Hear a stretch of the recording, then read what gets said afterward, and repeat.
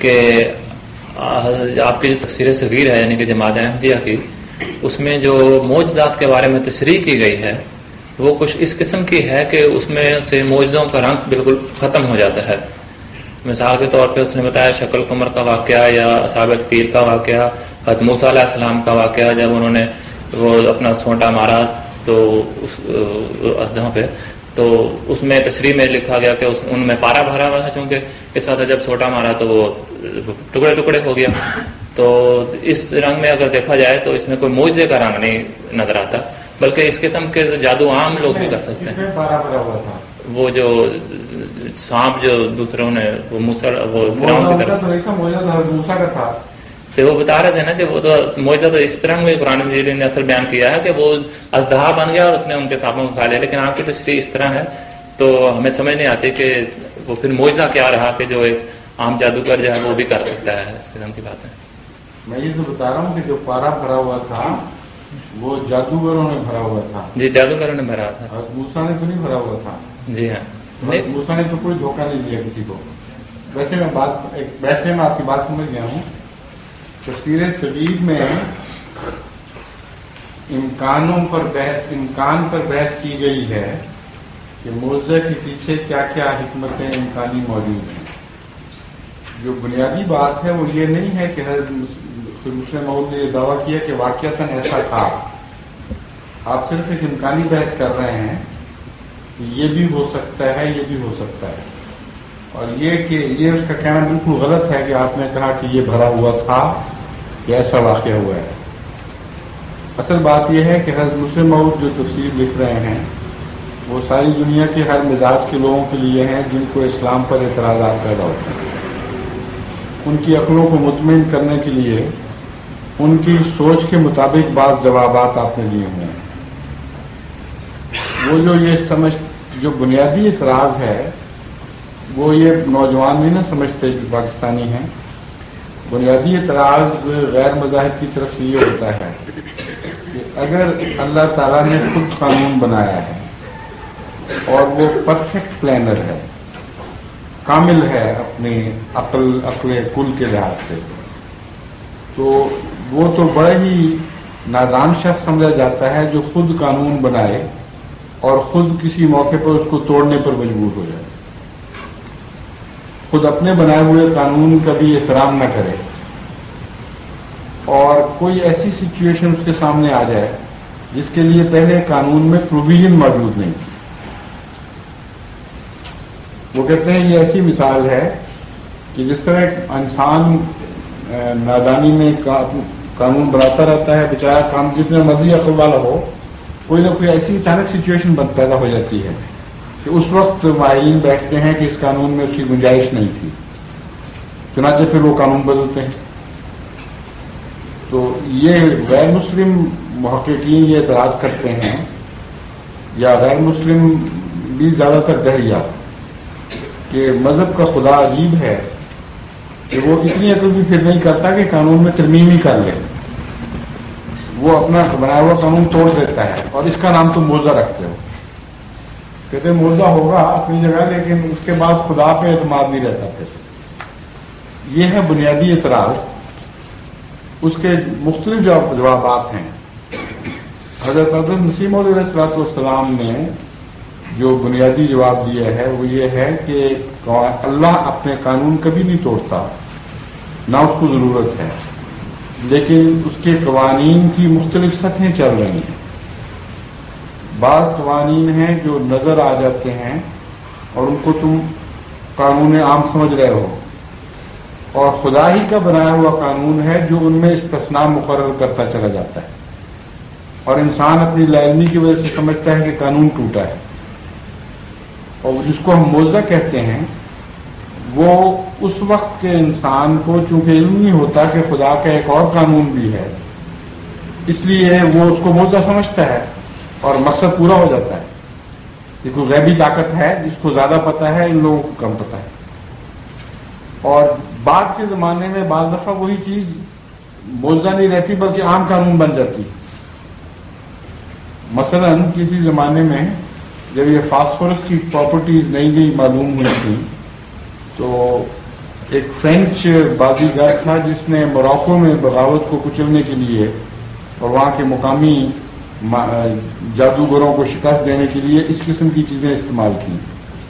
بعض فارمولے سائنس میں ایسے معلوم ہوئے، وہ ابھی بھی موجود ہیں، کہ اگر ان کو ہاتھوں اور پاؤں پہ ملا جائے تو ہیٹ پروف ہو جاتا ہے بہت حد تک، اور اگر کوئی آدمی ذرا سی اس کے بعد پریکٹس کرے تو کوئلوں پر چل سکتا ہے. اور یہی کرتے ہیں اکثر بازیگر. اس زمانے میں نئی چیز تھی تو بہت کم لوگوں کو علم تھا. اور فاسفورس اگر دانتوں کو لگا دیا جائے تو اندھیرے میں وہ چمکیں گے اور محسوس ہوگا کہ بڑی قوت، اور پھر سانس لیں گے تو سانس کے ساتھ آگ کا شعلہ سا نکلے گا. تو وہ یہ بازیگر وہاں گیا اور اس نے سارے موراکو کی بغاوت کو کچل دیا اور مروب کر دیا. اب آپ کو علم ہے اس زمانے کے لوگوں کو تو یہ موزہ نہیں ہے، عام بات ہے، لیکن اس زمانے میں موزہ تھا کیونکہ دنیا لا علم تھی. لیکن فرق صرف یہ ہے کہ وہاں انسان کے علم کا، اس زمانے کے انسان کے علم کا اور آج کے انسان کے علم کا فرق تھا.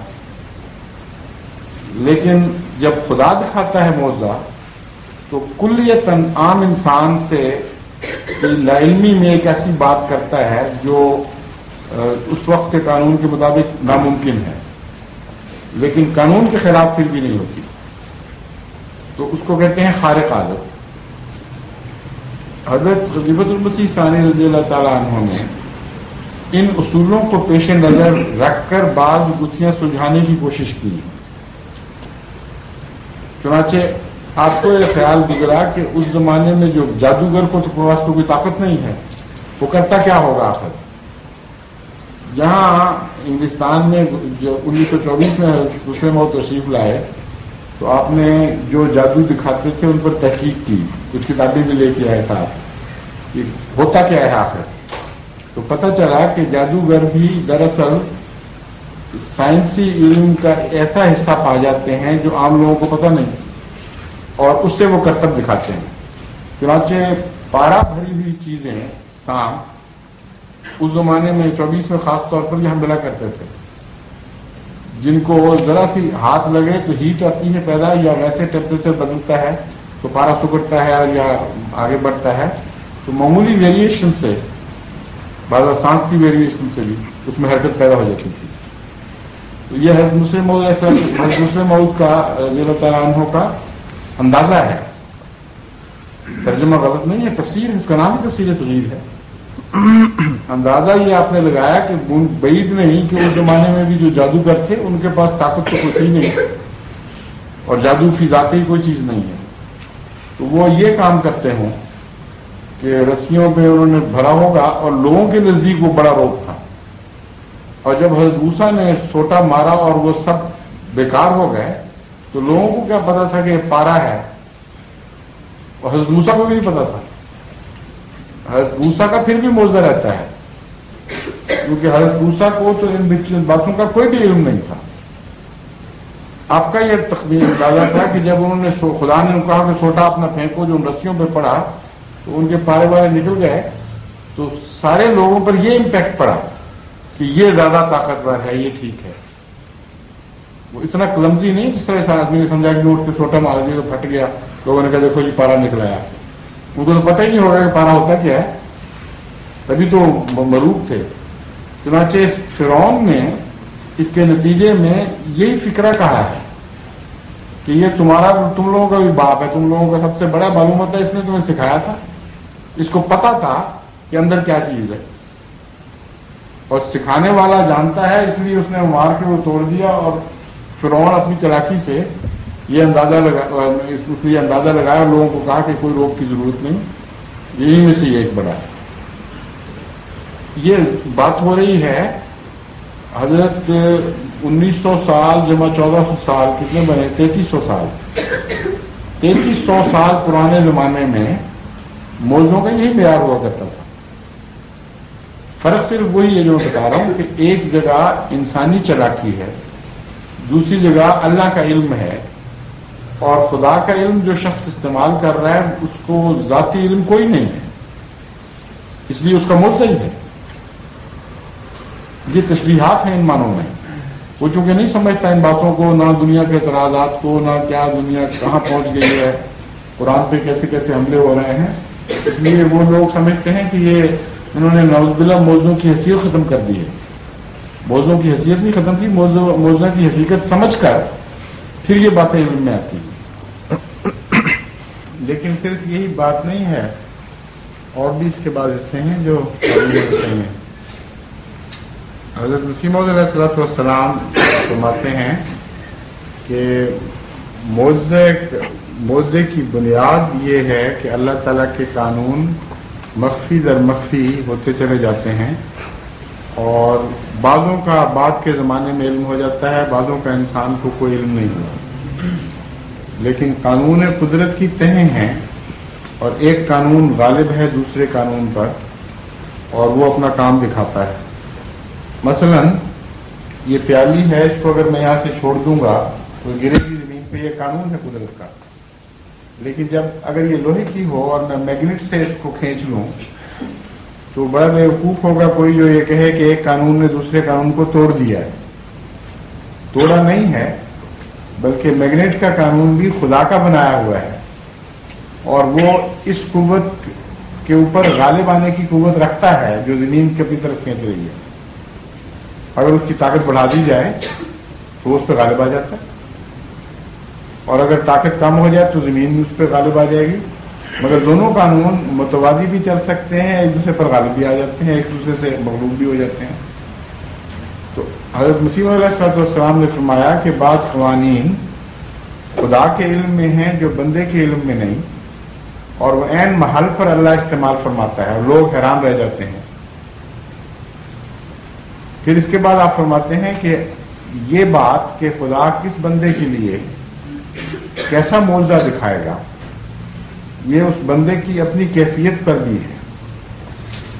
اگر انسان اپنے خدا سے خارق عادت تعلق پیدا کر لے، یعنی عام عادت سے ہٹ کر تعلق پیدا کرے، عام بندوں کا جس طرح اپنے مالک سے تعلق ہوتا ہے اس سے اس کا الگ امتیازی شان کا تعلق ہے، تو اللہ بھی اپنے امتیازی قوانین کو اس کے لیے استعمال کرنے لگ جاتا ہے.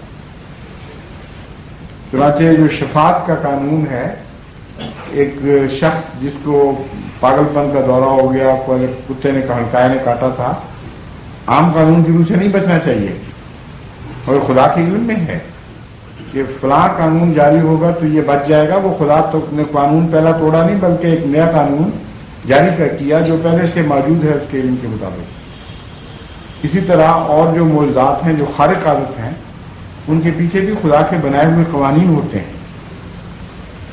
جہاں تک اس بات کا تعلق ہے کہ حضرت موسیٰ کے زمانے میں کیا ہوا، ہم یہ نہیں کہہ سکتے کہ یہ ہوا، ہم یہ کہہ سکتے ہیں کہ یہ ہوا ہوگا اگر تشریح کریں تو. واقعہ کے لحاظ سے تو ہمیں پتہ ہے کہ یہ واقعہ ہوا ہے، لیکن تشریح کے امکانات ہیں. حضرت مسیح موعود نے ایک امکان پیش کیا ہے، وہ ضروری نہیں کہ بیان وہی ہوا ہو. کئی جگہ ایسا ہوا ہے حضرت مسیح موعود نے ایک امکان پیش کیا، حضرت مسیح موعود علیہ السلام نے ایک سے زائد امکان پیش کیے ہیں.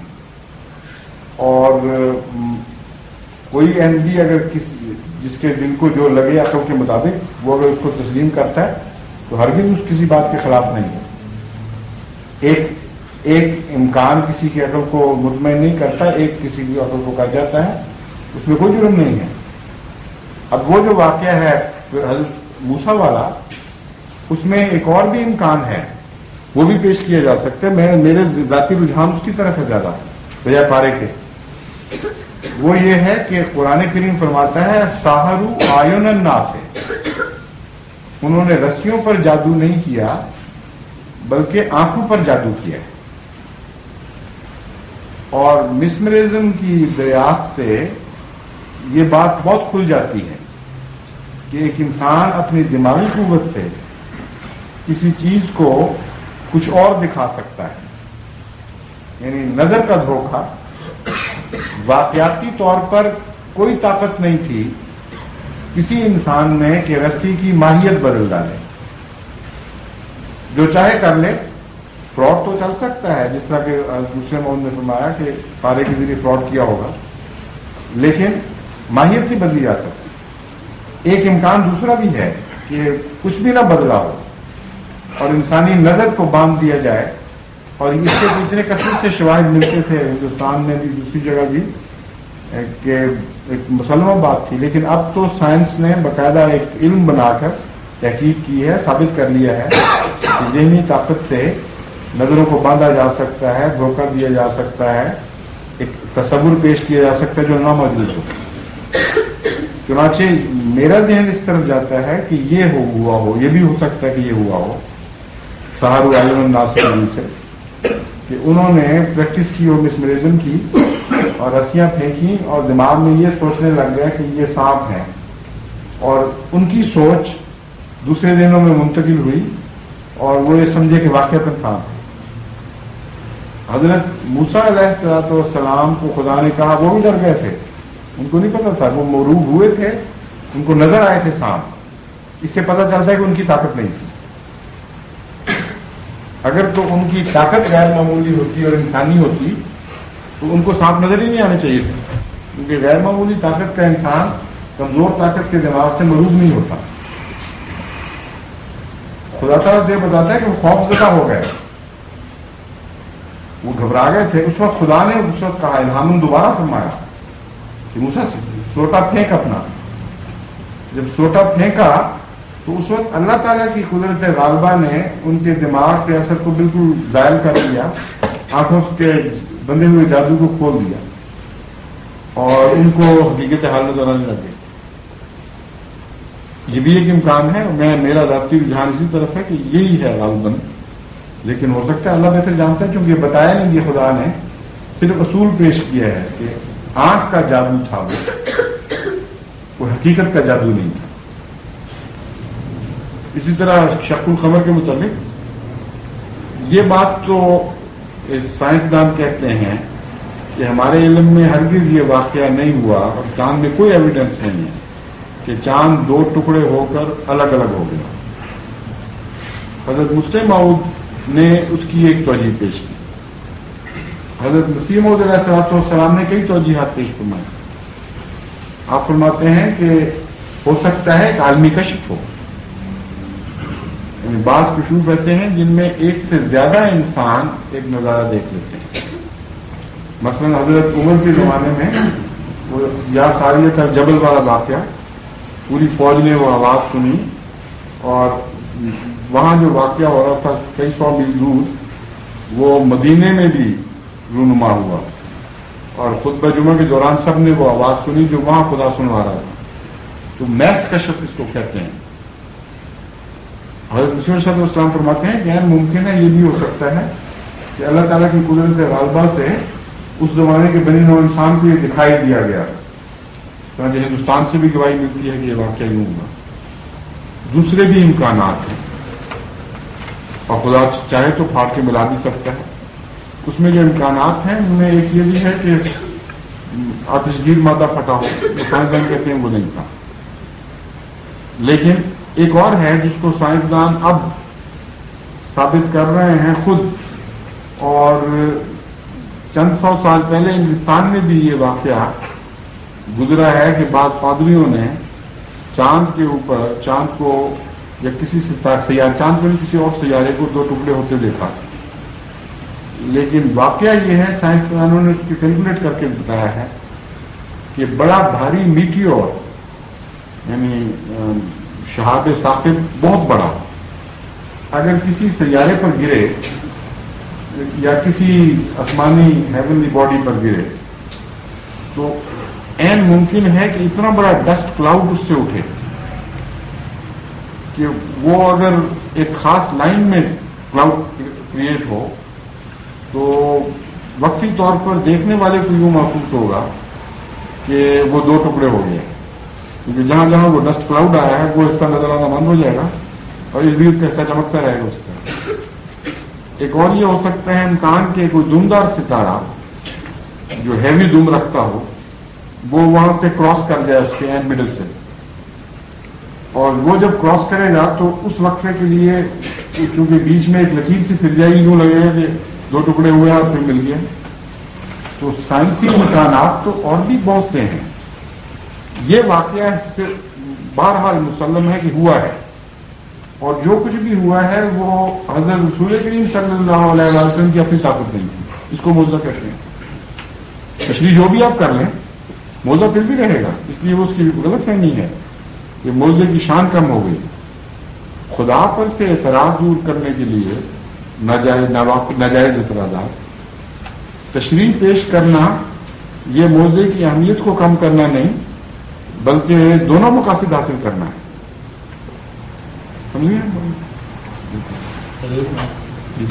میرے پاس ہے وہ اسٹرانومی کتاب جس میں تصویریں کی کروں کو الگ الگ دکھایا گیا کامٹ گزر گیا. دو الگ الگ میں نے بھی دیکھا ایک مضمون اس میں وہ دکھایا گیا تھا جہاں جو انگلستان میں واقعہ گزرا اس پر تو باقاعدہ ریسرچ کر کے کیا کہ واقعہ فلاں وقت یہ چیز یہ گرا تھا. ڈائمینشن دی ہیں اس کی دیا کتنے فاصلے سے گزرا کیا رنگ تھا. اچھا ہاں اس کو آپ دیں نا اس کو مضمون کی شکل میں تصویریں اس کو اٹھا کے تو کسی رسالے میں دیں ریویو اور ریویو میں بھیجیں مضمون. اور زمین سے دیکھنے والے کو باہر یہی لگے گا کہ دو ہو گیا.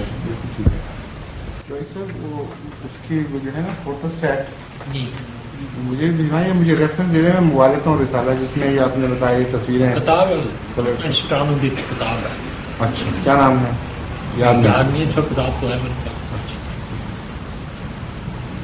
تو وہ مسلم علیہ السلام نے تو نہیں فرمایا نا کہ قانون قدرت کے خلاف نہیں نادر وہی میں نے یہی بتایا ہے کہ ایسے قوانین خدا کے ہیں جو ایک قانون سے بالا قوانین ہیں اللہ کے جو جب دخل دیتے ہیں تو ایک عجیب واقعہ نظر آتا ہے اس وقت لیکن قانون نہیں توڑا جاتا. ایک غالب قانون خدا کا عام قانون کے اوپر غالب آ جاتا ہے. جس طرح آپ نے کئی مثالیں دی ہیں اور کئی جگہ بیان مثلا یہ بھی ہے کہ ایک تقریر ہے خدا کی کتب اللہ لاغلبن انا ورسلی یہ خدا کا قانون ہے اور عام قانون جو ہے اس میں طاقت غالب آتی ہے اور کمزور مارا جاتا ہے لیکن یہ قانون زیادہ بالا ہے اس لیے کمزور بھی اس قانون کی تابع غالب آئے گا. قانون شکنی نہیں بلکہ ایک اور قانون میں اس وقت گیر میں آ گیا ہے اس نے چارج لے لیا ہے صورتحال کا. اس کا علم دیا جانا بہت زیادہ ہے.